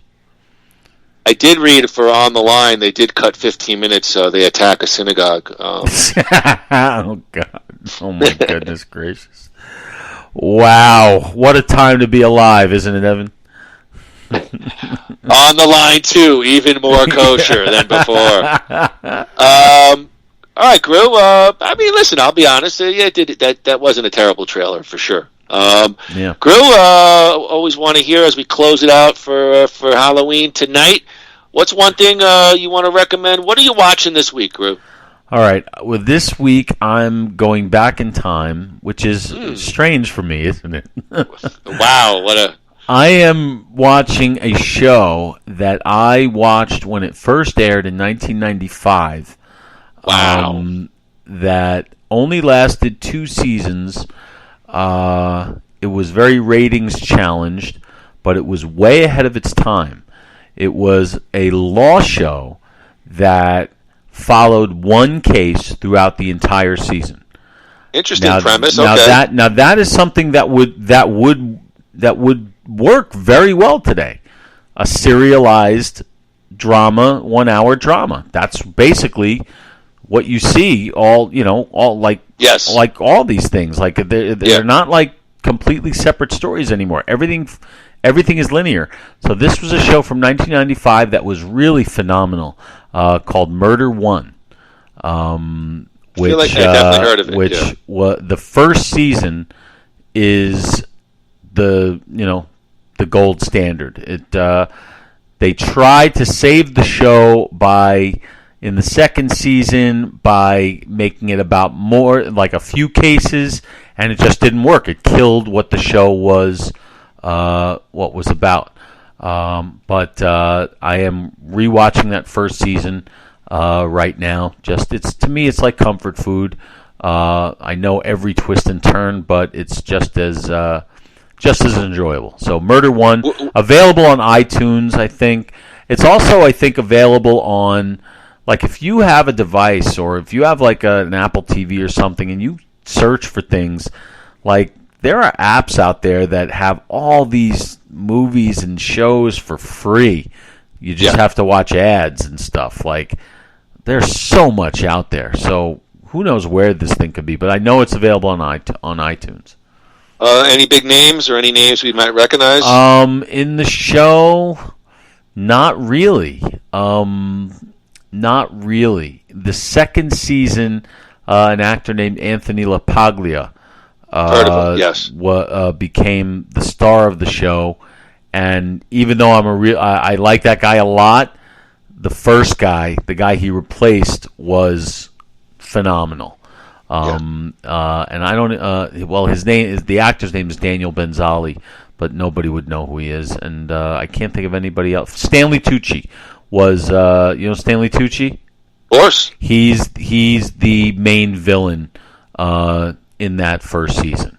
So that's really the only name I can think of from that show. And that was like the first.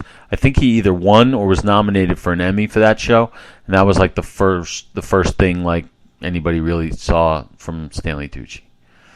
All right. So Murder One on some app somewhere. Yes, it's on iTunes. You can buy it, but nobody will. Very good, Andrew. I'm going to give you a recommendation. Oh, Jason Gedrick. Jason Gedrick. You know Jason Gedrick? Yes. Remember him? Yes. Yeah. So he plays a drug addicted movie star who's on trial for murder. And that's the case. That's the show. Are we done now? Can I give my recommendation? Yeah, go ahead. What are you watching? Thank you, Andrew. Jesus Christ, the banter on the show is. You spoke of Apple TV, and actually, this really caught me by surprise. Saturday night with the lady, wanted to watch a movie. Apple TV, Cedar Rapids, 2011. Ed Helms, John C. Reilly, Anne Heche, and probably one of her last big roles. Ed Helms plays the same thing like he does in The Office in all the movies, sort of a lovable noob of a guy who's got no experience, and he works for an insurance company, loves the company, believes in all the products, and every year they're up for an award, and the top guy who's supposed to represent them at this insurance convention ends up dying from autoerotic asphyxiation. He's supposed to be a Bible guy, a teetotaler, and he gets exposed. And so the head of the insurance company tells Ed Helms, "I need you to represent us at this convention. We got to win this award." And he ends up rooming with John C. Reilly, who plays a complete out of control, crazy drunk, yet also has a sense of ethics. And Anne Heche plays another agent from a rival company, and there's a hooker in front of the hotel that tries to score clients, and mirth and merriment ensue. And I just absolutely love the movie. You Really? could see every plot twist coming. I didn't care. Everyone plays their role really well, and John C. Reilly is just amazing as this lovable asshole of a guy who fucks it up, but yet has a lovable sense and a sense of honor when it comes to business, and has like a sense of ethics, but he's just an out of control a-hole. And will the company win? Which company will win this award? And Ed Helms just really loved it. So fell for that one. 2011 comedy, Ed Helms. I believe it's on Apple TV. Yeah, I've heard of it. I think I've seen like the the picture of it.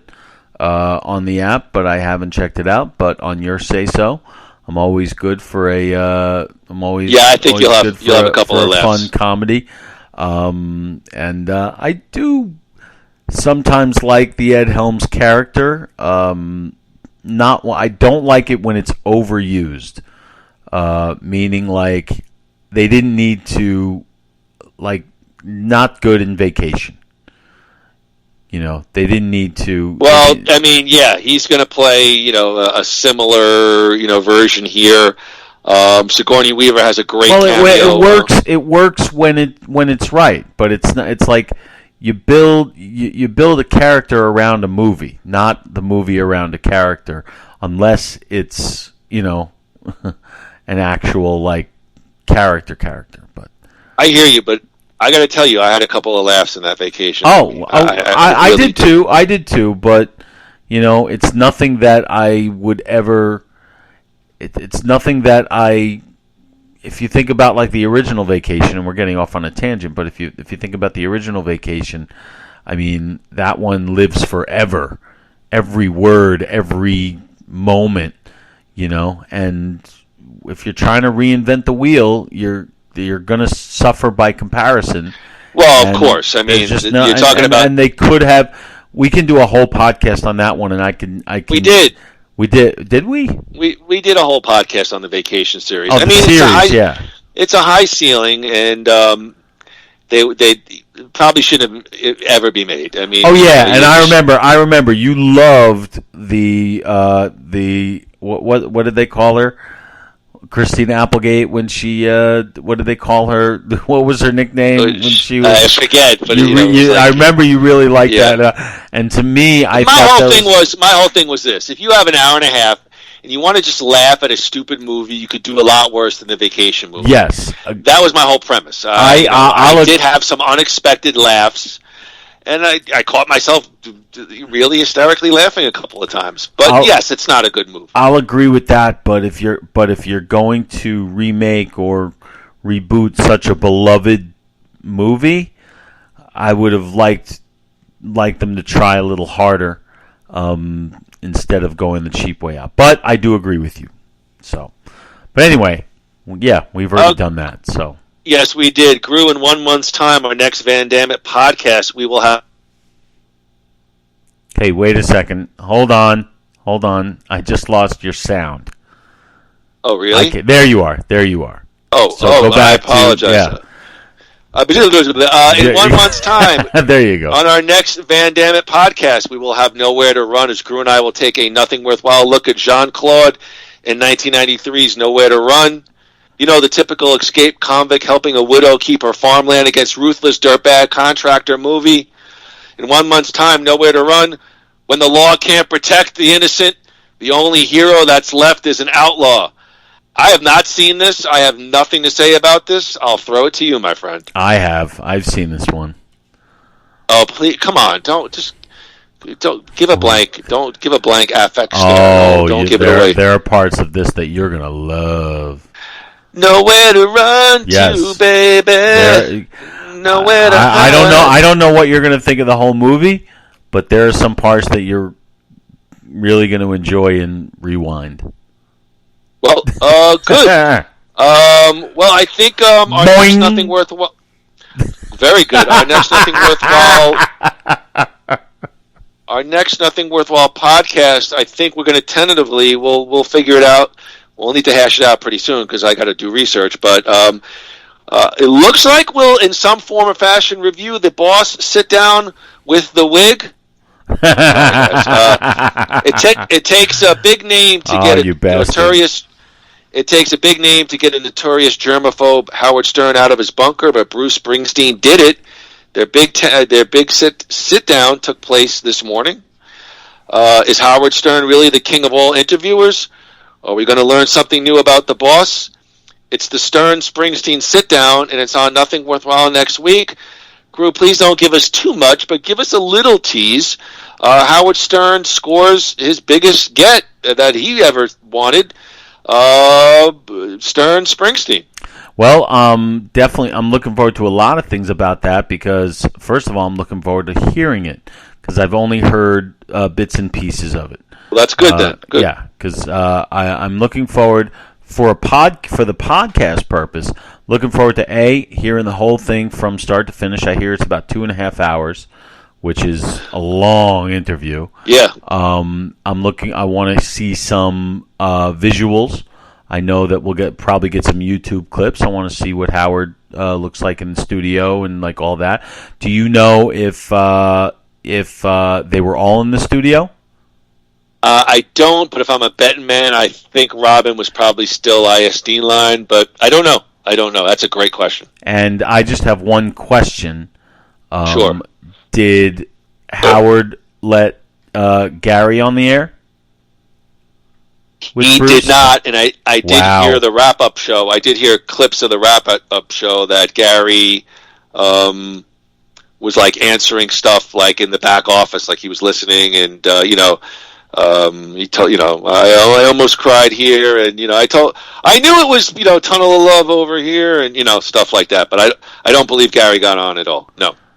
That would. Did you really expect Howard to give up any slice of that pie? I would have hoped. I don't think that's going to at all touch upon what our podcast next week. I mean, I certainly didn't. I would have hoped, and maybe. Have you heard the whole thing? I did hear a decent chunk, but no, I did not hear the whole thing. All right, so we don't know, but I'm sure we will. But one thing I am hoping to get from it is a sense that that it's not so formal, and I'm a little pessimistic about that. I kind of like here. I want to walk away from the show saying I can't wait till Bruce does the show again, and I'm a little pessimistic about that. Meaning that will this become a regular stop for him when he does his like Neil Young or McCartney, those guys or Billy Joel even. They've all been on a few times. Will Bruce be one of those? I hope they have that kind of chemistry. I honestly, in the couple of snippets that I've heard, I did not hear it. But that doesn't mean that it's not there because I've only heard tiny little doses. So definitely looking forward to hearing it, seeing it, and talking about it with you. All right. Same here. It's certainly an interesting topic. That's it for this special episode of Van Dammit. Andrew and I bid you a fond adieu as we say, no retreat! And no surrender.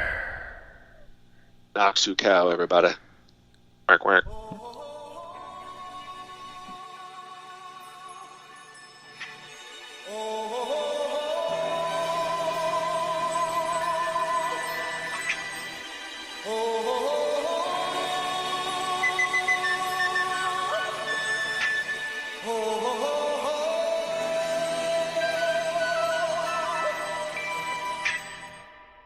Everybody was kung fu fighting. Those kids were fast as lightning. In fact, it was a little bit frightening. But they fought with expert timing. There were funky Chinamen from funky Chinatown. They were chopping them up. They were chopping them down. It's an ancient Chinese art, and everybody knew their